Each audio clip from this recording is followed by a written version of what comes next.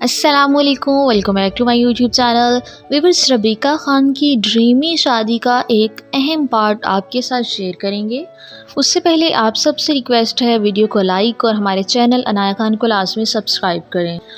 निकाह का मोमेंट बहुत ही इमोशनल होता है। निकाह के वक्त कबूल है होते ही रबीका और हुसैन गले लगकर रोने लगे, तब वहाँ हर आंख नम हो गई।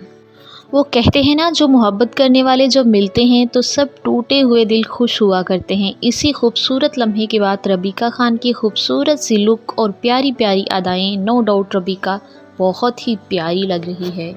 हुसैन के साथ बातें करते कुछ वीडियोस हमारे सामने आई हैं। जैसे ही मज़ीद वीडियोस सोशलाइज होती हैं, सबसे पहले आप हमारे चैनल पर विज़िट कर सकते हैं।